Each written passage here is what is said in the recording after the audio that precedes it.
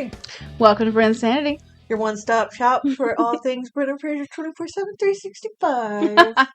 Only more like every first and third or second and fourth, more or less, Monday. Every few Mondays. Couple Mondays a month. Sometimes there's a month in between because life is crazy. Life is crazy. But it's always 24/7, 365, Brendan Fraser in our hearts and minds. Our hearts and minds. Today we're talking about two real different movies. As usual. As is usual. Dickie Roberts, child star. And Twilight of the Golds. Real different. Real different. Do you think we should talk about Dickie Roberts first? Let's just get that. Yeah. Let's talk about the exception to the rule that we've made.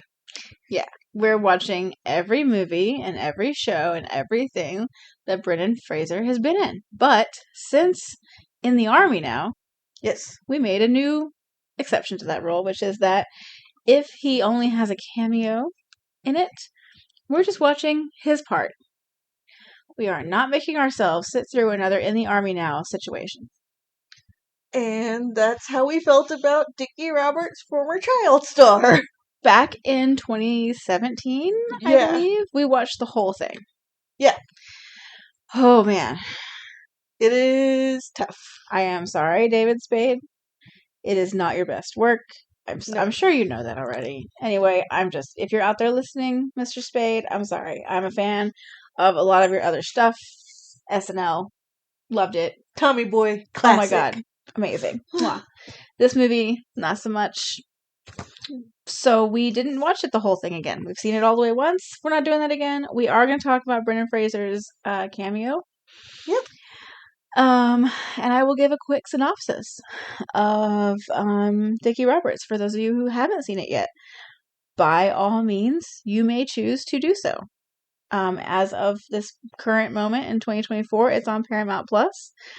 If you happen to have that and you want to spend 98 minutes with it, it's there for you. Have fun. Go for it. It's a free country. Free country. We're not going to stop you. We're going to advise against it, but yeah, do what you will. And if you're going to watch it, then you can pause here, watch it, and come back. Yeah. We won't have any spoilers. If you're like, yeah, no, then you can just listen to me tell you about it real fast. And chime in if I forget something. All right, here goes. Rapid fire, quick summary. Okay, so Dickie Roberts is a former child star, as the title of the movie implies. He's eccentric. He's never known a normal life. He had a abusive childhood on the one hand in private, and then this thrust into stardom for being on a sitcom at a really young age, so he's never known normal life.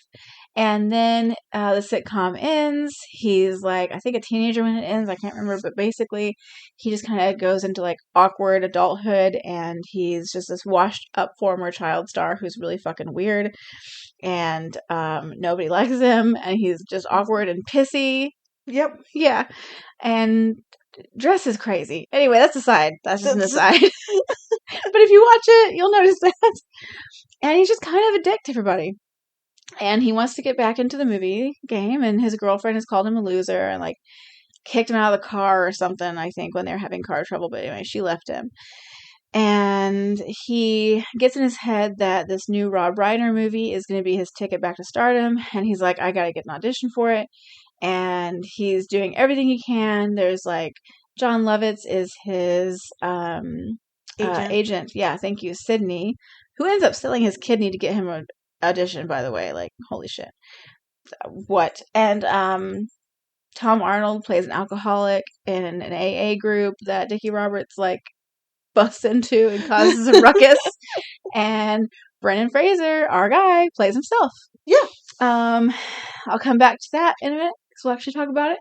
But fast forward, Brendan Fraser is able to get him in to see Rob Reiner, and Rob Reiner's like, hey, Dickie, and I'm sorry, but this role requires you to know what it's like to live as a regular person, and you can't possibly know that. So Then Dickie Roberts sells his super raunchy autobiography, and that nets him $30,000. With that $30,000, he pays a. I feel like I should have like an egg timer. Like I'll run out of time right now. I'm trying to do this so fast.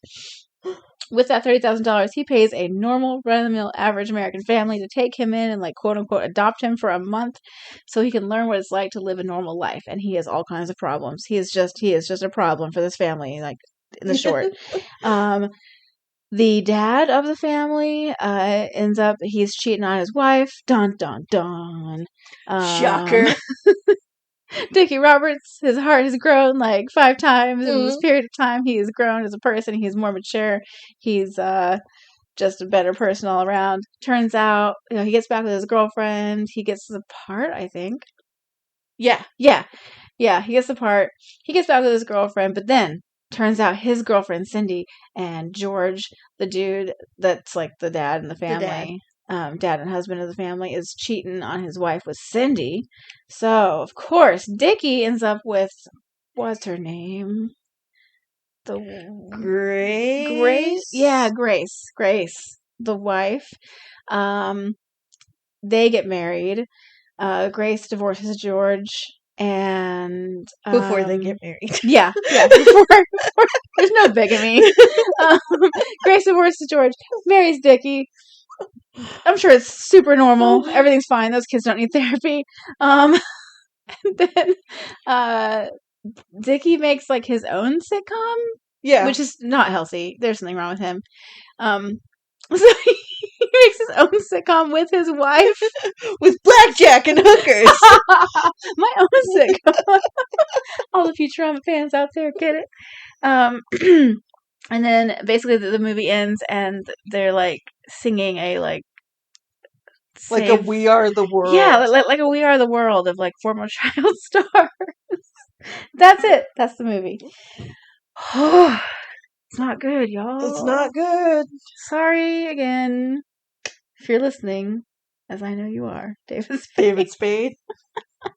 Who, by the way, has his own podcast. So check that out. Sounds pretty cool with Dana Carvey. Yeah. That's what he's seems to be doing these days. Yeah, I asked him, what's David Spade up to these days? Earlier today. Yeah. And we didn't know. Podcasting. So we learned. Yeah. Got a few things coming out next year, it sounds like. Yeah. Hopefully something with Brendan Fraser. Hopefully. And then we'll have more things to watch.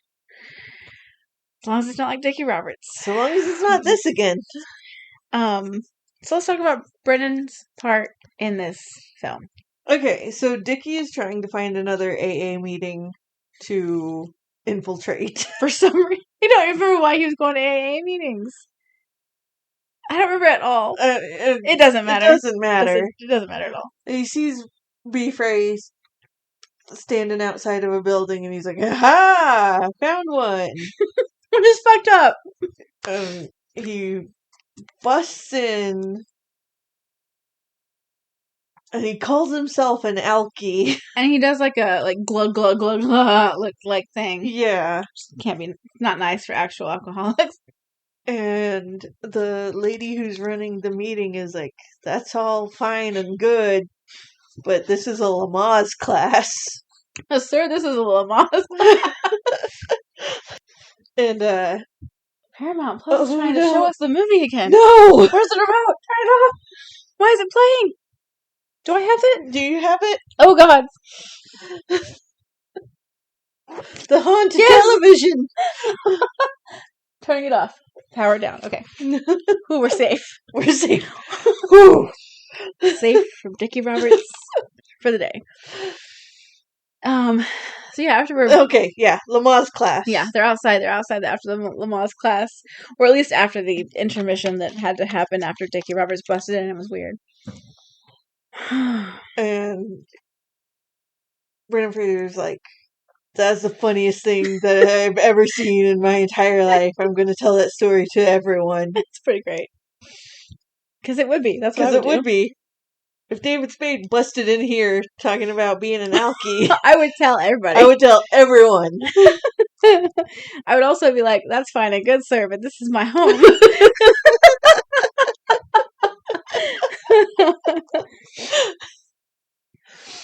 So Dickie is then stupid and is like, "Why are you in a Lamaze class? Is your wife pregnant? Whatever.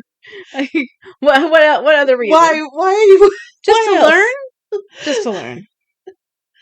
Come to find out, Dickie Roberts hit on Brendan Fraser's wife 3 years ago.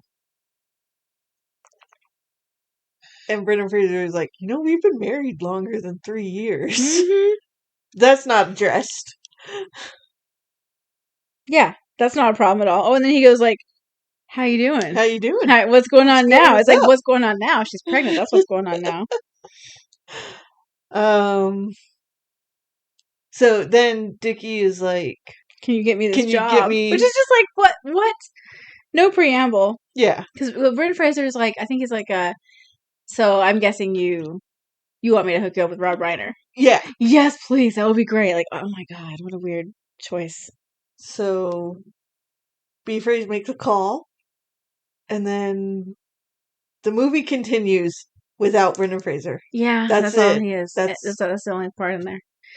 But he plays himself. And by the way, that is his actual ex-wife. Yeah, I was thinking it was. I looked it up. Her. Yeah. But at the time, when the movie was made, I bet that was really fun that they were playing themselves. But yeah, that's all we'll say about that. Yeah. Yeah, you know how it is.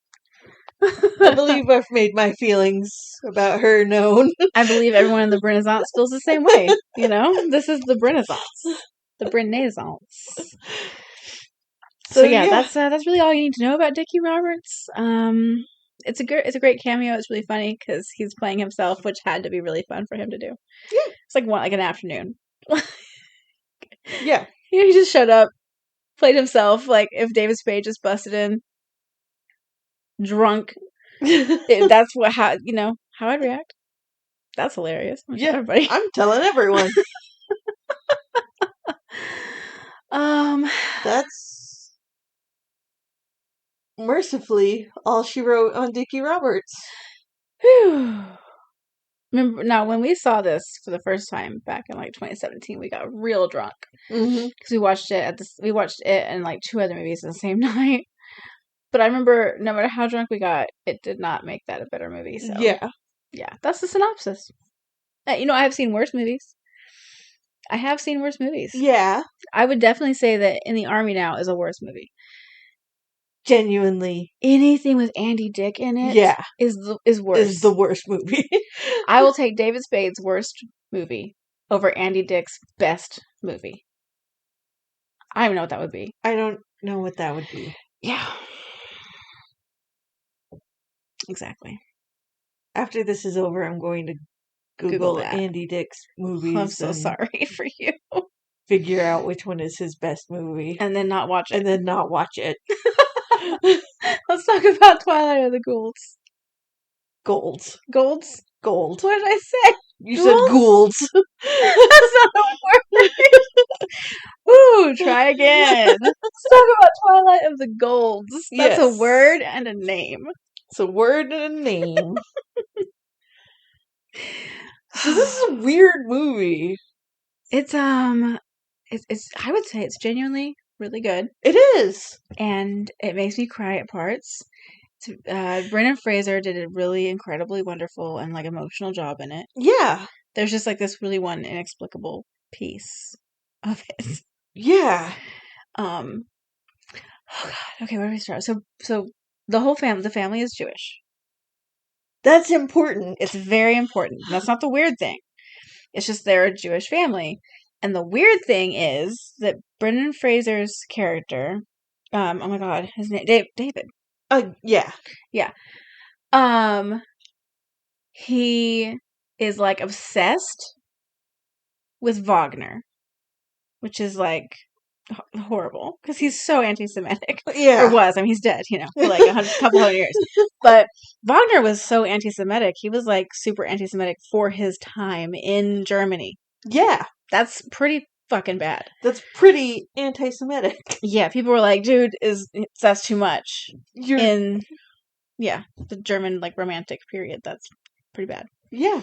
And yet, David is like totally in love with Wagner, and like he gives all of his family members like CDs, like complete collections, and they're like, "Dude, we're never gonna listen to this. Quit giving us Stop these." giving us these things. And they say that they're like, "Stop giving us this," and he's like, "Oh, you don't understand the contributions to like leitmotif and opera," and it's like, "Yeah, okay, that's a fact. No one is gonna say that Wagner wasn't talented, but like."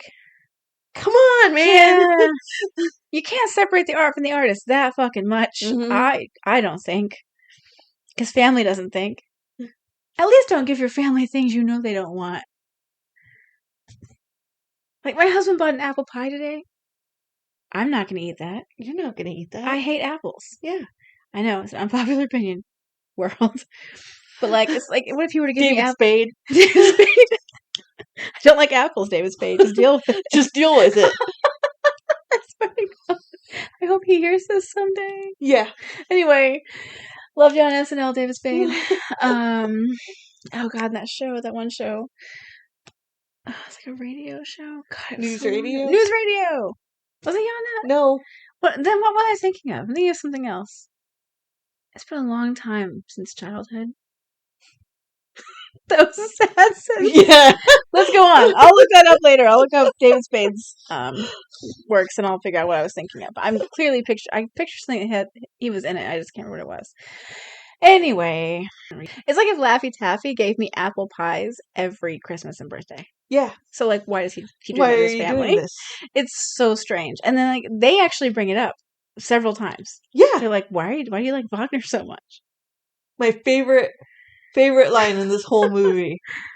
His friend says, "Nobody wants to sing this Nazi shit." That's true. Because they're having a hard time finding people to play Siegfried? Yeah. Yeah. So anyway. So David's trying to make this modern this retelling of the Ring Saga. Yeah. And it's like 9. They got it cut down. to 9 hours. Which, yeah, that tracks for the Ring Saga, but like, why are you doing this? Don't do it.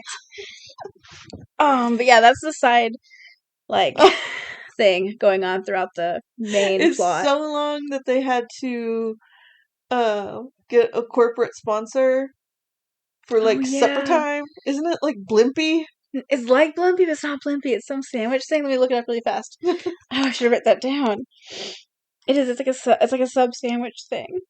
But the marquee says some sandwich thing. Some sandwich thing presents. I'm looking it up right now. I just got some information about when Twilight of the Golds like played in the Sandwich Islands. That's not what I was looking for.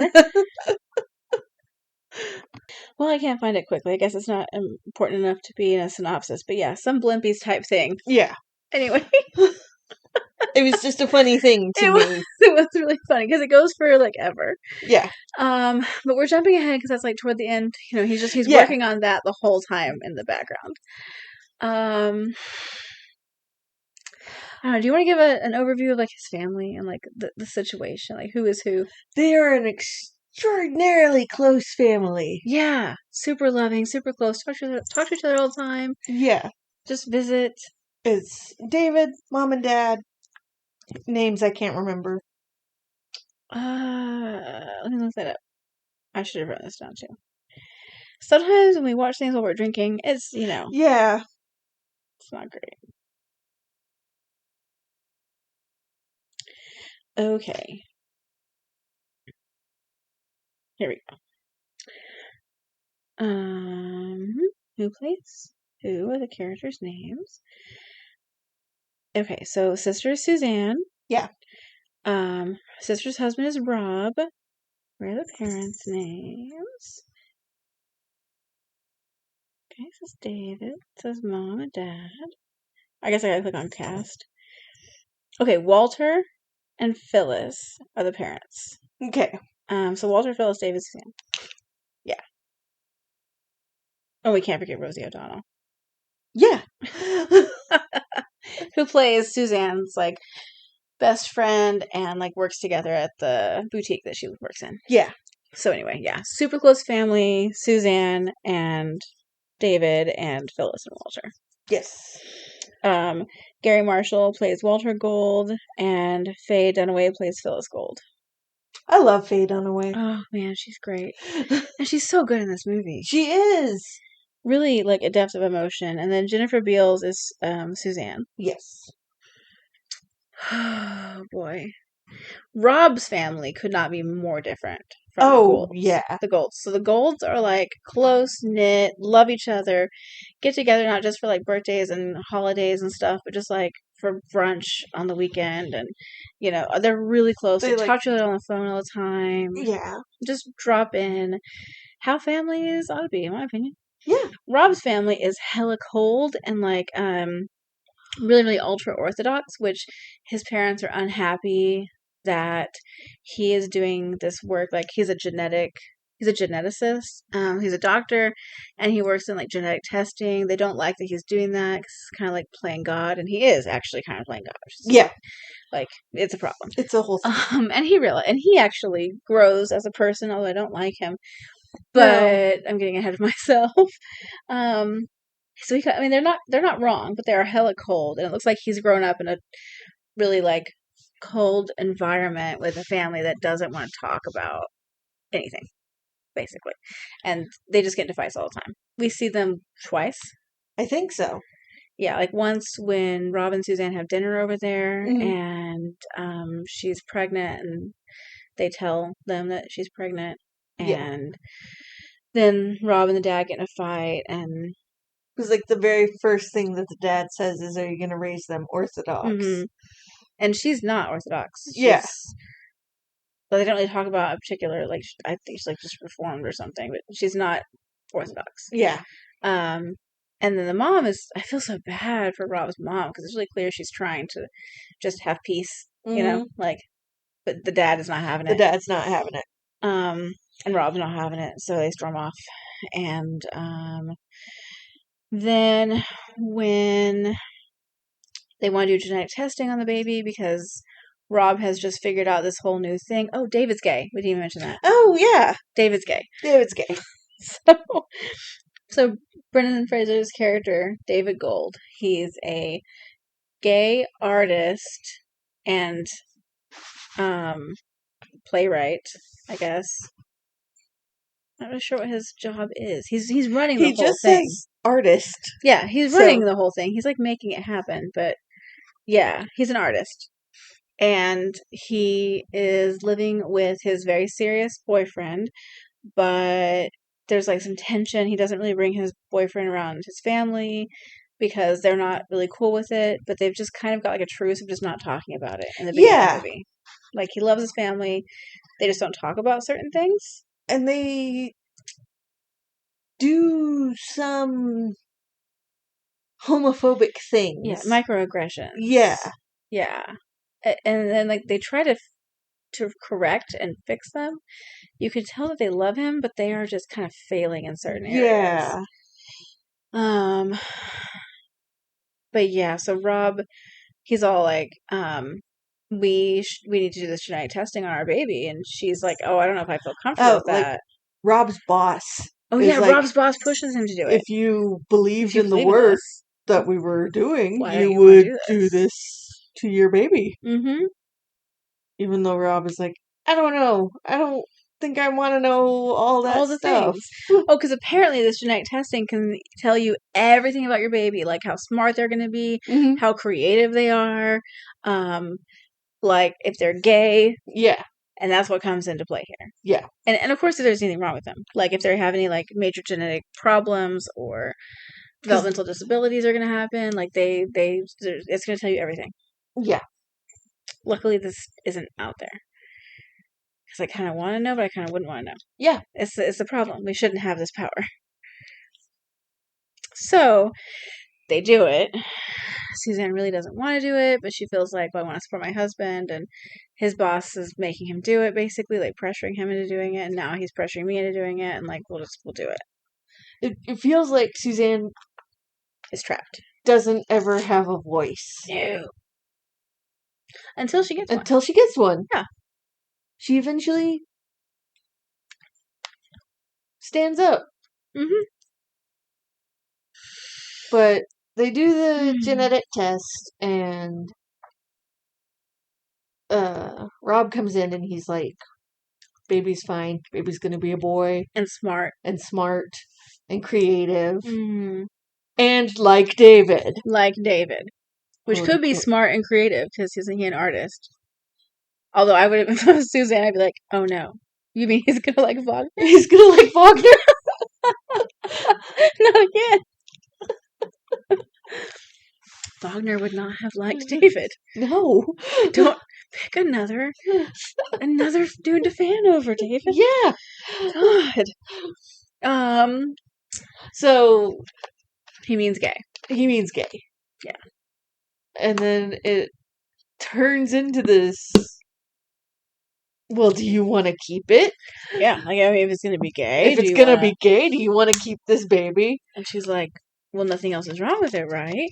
And she starts to really agonize and go back and forth and back and forth. And then she leans towards, yeah, I'm going to have an abortion. And then she, like, justifies it sort of as, like, I don't want to create more problems for my child. Yeah.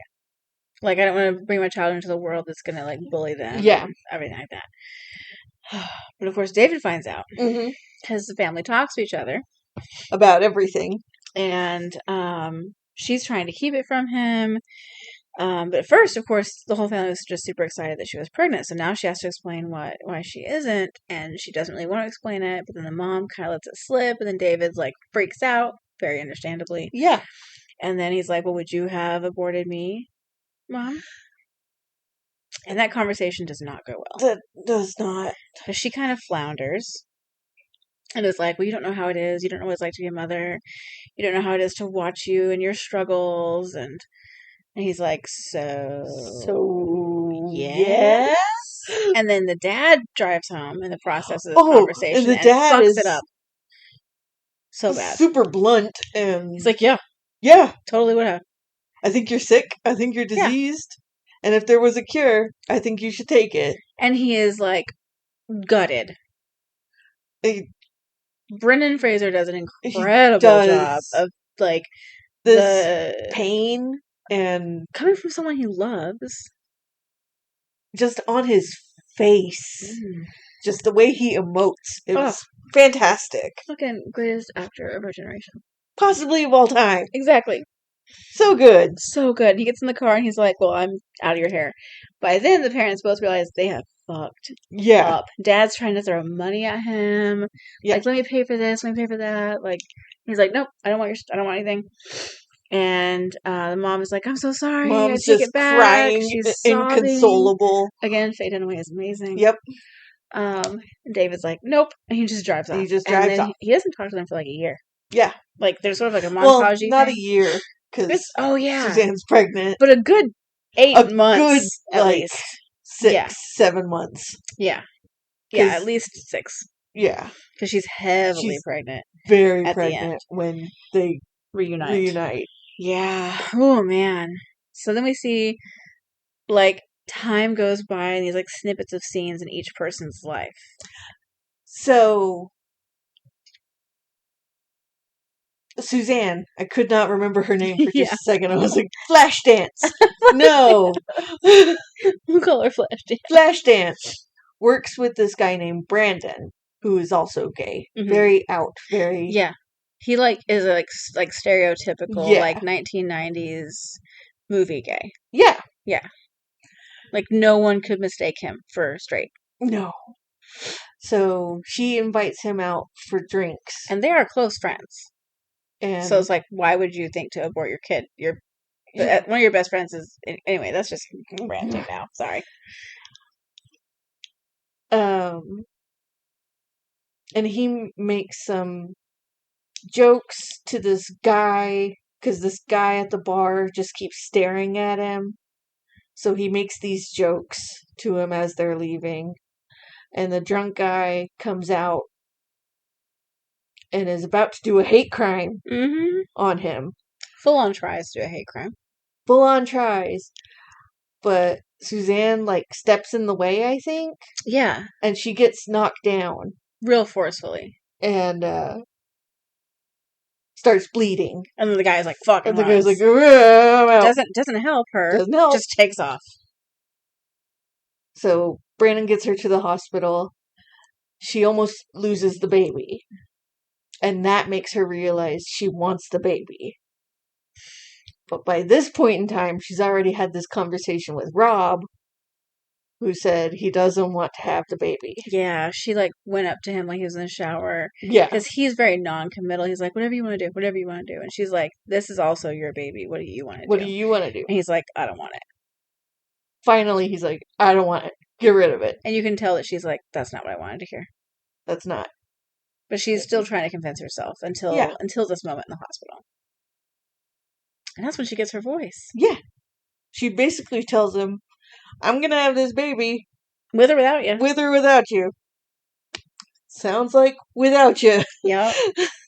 And then throughout this time that she's not talking to her brother, we see, like, Rob packing up and leaving their apartment. And she's, like, miserable but also happy. Like, she's doing a pretty good... The actress is doing a pretty good job of, like... Yeah. Portraying this stepping into her own self thing, but also like being terrified and sad because they clearly loved each other. Yeah. Rob's just a bit of a dick. A little bit of a dick. He's therapy because all his childhood bullshit. Yeah. So, you give us a good synopsis of what's going on in Suzanne's life. I will give you a synopsis of what's going on in David's life. Yeah. So, while this is all happening, they're not talking at all. Like, they haven't said one word to each other. David has his committed boyfriend, whose name I am forgetting. Anyway, cute, sporty guy. Yeah. Yeah. Anyway, he works out. He's boxing all the time. Blonde. I don't remember his name. Plays tennis. Yeah, we'll just call him David's boyfriend. David's boyfriend. Yeah. They're in a serious committed relationship. Looks like they've been together for a while. And they've been living together. And their apartment's really cute. They've got, like, fish. Yeah. Yeah, it's, like, really adorable. Anyway, they're moving. Because they can't afford it anymore. They've been getting help from David's parents. And David's like, we're going to move. Because I'm not taking any money from my parents. That guy's like, hey, I know how close you are with your family. You should really try to patch it up. And he's like, do not talk to me about my parents. We're not doing it. That comes back into play later. So they move to a cheaper place. David doesn't tell his parents where they're moving. There's no address update. He doesn't want it. His boyfriend is like, we've been getting letters from your mom. Don't you want to read these? David's not reading them. So the boyfriend's keeping them. Things are getting kind of tense between them. Yeah. Did you look up his name? I'm looking it up right now. Okay, cool. I saw you on your phone. We'll have his name for you soon, dear listeners. Things are getting pretty tense between them because he's not doing super great without his, like, family, but he's real, like, I'm not talking to them. They hurt me so much. And yeah, I mean, they did. But he's also not doing great because he's, like, diving full on 100,000% into this Ring Saga remake brought to you by Blimpies. And no one can get his vision. And it doesn't make sense why he loves Wagner so much. So his boyfriend's really worried about him, and he's like, he's honestly worried about, like, what the effect on the relationship is. And he's like, starts to check the letters, and he reads some of the mail and finds out, some things and tries to tell him, but he's not listening. And then he ends up meeting up with David's dad, and they play tennis together, and they get to know each other. And the dad is trying really hard to get over his, like, innate homophobia, and gets to know the boyfriend and Steven! Thank you. Gets to know Steven. But Steven keeps all this from David because he just could not bring this up to him. David does not want to talk about his family at all. Periodically, you'll see Steven try to, like, get David to come around to think, like, well, why don't we just visit with them? Or why don't you just write your mom back? She keeps writing. Just read one of the letters. Yeah. And, when does it come out that they've... Oh, like, at the very end. Yeah. That they've been hanging out. Yeah. That's great. We'll talk about that after the play. So yeah, this has been going on for like 7 months. And then Suzanne's getting pregnant more and more pregnant, and you see her and her parents a little bit, and then David and you get to see a lot of David and his like artist buddies working on the Ring Saga. Yeah. And nothing that you're watching makes sense. Like, they're talking about, like, sets and auditioning people, and, like, none of it really, you can't piece it together. Yeah. There's, like, giant light up mushrooms, and, I mean, I can't say it wouldn't be interesting to see this. I'm not sitting there for 9 but hours, yeah. Brendan Fraser. Damn, 9 hours. But ages ago, before the family split happened, he had invited his family to this thing. It's like they knew when it was going to be and where it was going to be. Like, that's their plan. They've been working towards this. And, of course, they were like, we're not going to go to that. Why would we go to that? That's it's some Nazi shit. That sounds awful. Nobody wants to see this Nazi Nobody wants to see this Nazi shit. I mean, really, everyone is calling him out on how inexplicable it is the whole time. I can't get over it. Even Rob says something like, wasn't he an anti-Semite? Mm-hmm. And David's all, that's the art, and the art he's a genius, and even though he was an anti-Semite, he's a genius. So a rather simplistic view of the man. And the whole time we were watching, we're like, no, it's a pretty fucking accurate it's pretty view of the man. Yeah. And I will say, no one can argue that he wasn't incredibly talented and didn't affect musical theater and opera and whatever. Yeah. But, like, damn. I feel uncomfortable listening to Wagner, and I'm not Jewish. Yeah. If I was Jewish, I think I would just draw the line and be like, I'm not separating the art from the artist in this case. I can't do that. Because he's so anti-Semitic. I can't stress that enough, listeners. So bad. So bad. And it's so weird that David is obsessed with him. Yeah. I will never understand that, and I want an explanation from the writer of this film. Yeah. Whoever that is. I didn't look it up. I want to know what the hell is going on. Jonathan Tollins and Seth Bass. What the fuck, Tollins and Bass? I want answers. Why couldn't you give him a different artist to do something about? Yeah. It's just inexplicable. Anyway. Have I forgotten anything else before they all get to, like, when things kind of get better? I don't think so. It's just a lot of, like, internal... Oh, well, her conversation with Rosie O'Donnell. Yeah. Her friend who works at the boutique, they're talking about kids and stuff, and Rosie's character can't have kids, and she always wanted kids. Yeah. And so that's another... when she's still trying to decide if she wants to keep or abort the baby. So she's getting different information from different sides. Even the dad says...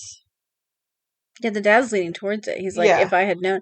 Yeah, because she said, they're like sitting by a pool, I think at the country club or something, and having lunch. And she said, if you knew about David and everything that he would go through, would you have not had him?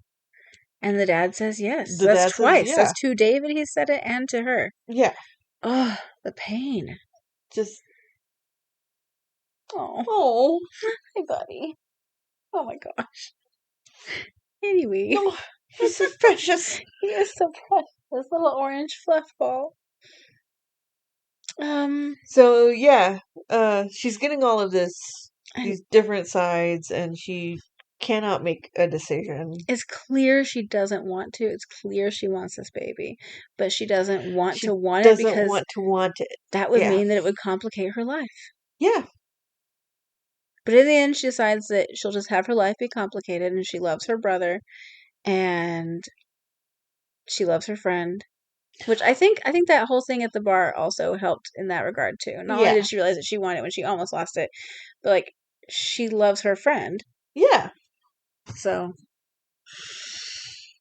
There's another equally, like, heartbreaking line that Brendan Fraser delivers. Where he's talking to Steven. And he's, like, trying to get used to the idea that he might not have this nephew. Yeah. And he's like, so what's so great about me? Should there really be more of me? Oh, God, yeah. Because he's And like, maybe they're right. Maybe I shouldn't have existed. and it's just heartbreaking. Is it raining that scene, or is it just that sad that my brain is saying it was raining? Like, I feel like They're they're in a boxing outside. gym. Oh, my God. It's just a lot of gray on the walls, I guess. But, like, it's so sad. And his boyfriend, like, holds on to him and is like, you're Yeah. perfect. You're There should amazing. be more of you in the world. Yes. Oh, Brendan Fraser is an amazing actor. He is. His whole range of emotions is on display in this movie, you guys. I cannot recommend this movie enough. Yeah, it's so good. It's so good.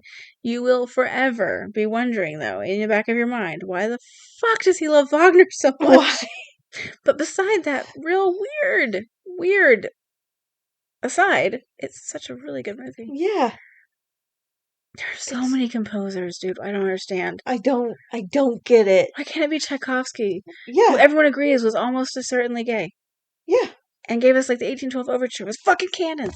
Why can't he be doing a modern rendition of the 1812 overture with like, I don't know, Submachine guns. submachine guns? Wow, that'd be wild. This is America. This is America. But yeah, why couldn't he have done that? Come on, Tollins and Bass. Yeah. Answers. We demand them. We want answers. But in the end. In the end, Yeah. it's opening night. And he is stressed. And he is like, everything is, it's just been so hard to get it to come together. But it's come together thanks to Blimpies. Thanks to Blimpies. I think it was Blimpies. It might have been. I could have sworn it started with an S, but I don't know. Anyway. We'll watch it again. We'll watch that movie again. Because it's good. It's a good movie. He's all...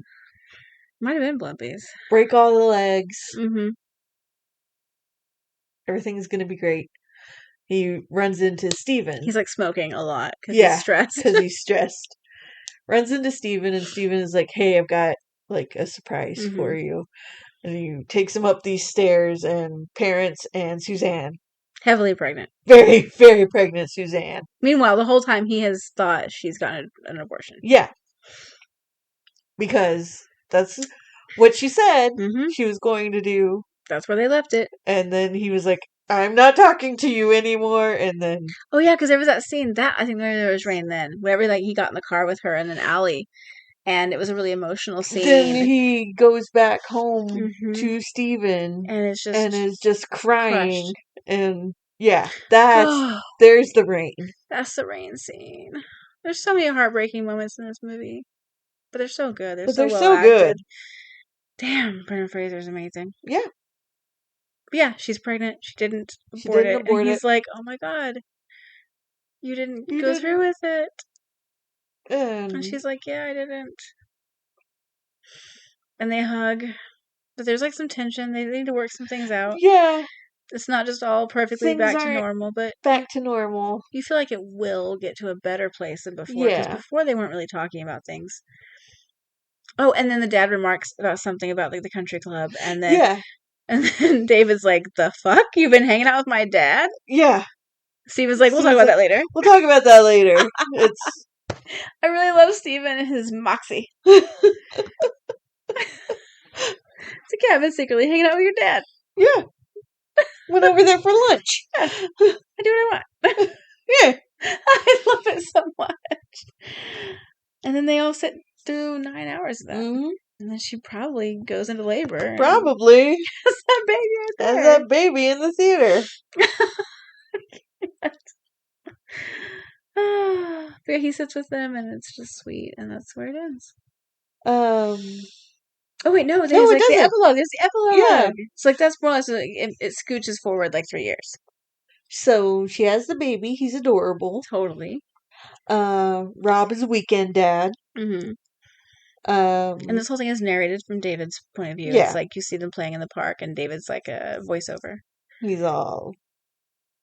Doesn't call him a weekend dad. Yeah, he says that, like... Sees him on the weekends. Yeah, Rob sees him on the weekends, and he's trying or something like that. Trying something. Rob's He quit that job. Rob did quit his job completely and was like, we shouldn't have done this. He realizes he made a mistake. Mm-hmm. Baby's fine. Family's cohesive. He and his sister are close. Yeah. And it's just wonderful. And it's just nice. It's very cozy. Yeah. Hopeful. You know David is gonna be like, hey kid, you know what you need to listen to? The best music of all time. This opera. This opera. And then his sister is gonna be like, no. Which the genetic tests have been wrong. Kid doesn't grow up to be gay, but does grow up to be like a huge Wagner fan, and like that's like a genetic trait. It's a genetic trait. Oh God. We should test for that. We should. Again, talent, yes, but you know what? There are lines to be drawn. Yeah.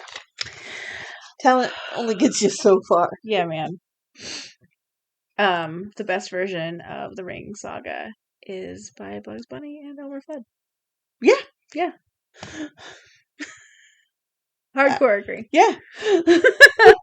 Why try to redo it? It was already made perfect. Exactly. I wish that could be like our outro music, but I'm sure there's like a copyright. Oh, I'm sure. Well, actually, could there be? The music's from like 18 something. We'll find out. We'll find out, and you'll find out too when you're listening to this, and you'll know. What are we watching next? Have you looked at our list? I have not looked at our list. I will pull it up. Well, please let it not be a crash situation. Situation. It can't be. No, we already watched Crash. Yeah, so it can't be. There's nothing worse. There's nothing worse than that, I don't think, in the list. We've already seen it in the Army now. That's horrible. Yeah.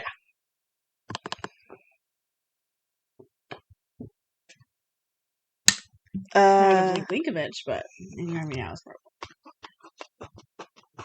Okay. For the heavy movie, we're going to be watching Gimme Shelter. Oh boy. Oof, heavy.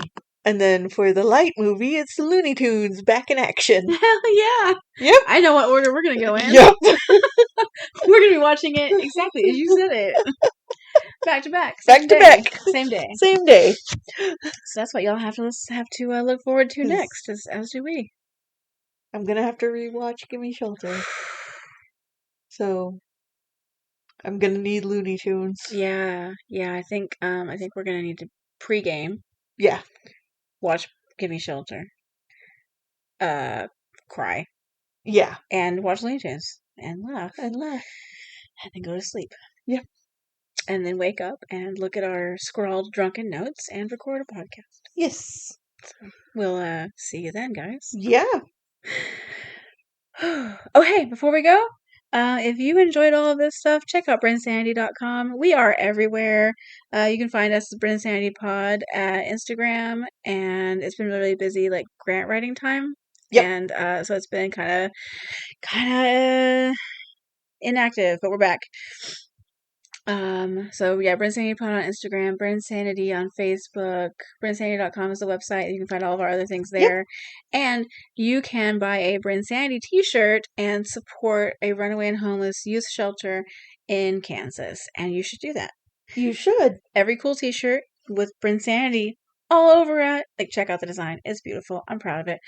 $15 every shirt bought goes to support runaway and homeless teens in Kansas. There's not a lot of resources for runaway and homeless teens in Kansas. More information on the website. Go check it out. Yep. So as always, Brendan Fraser is the greatest actor of our generation. Possibly of all time. Viva la Renaissance. Goddamn Jim. Goddamn Jim.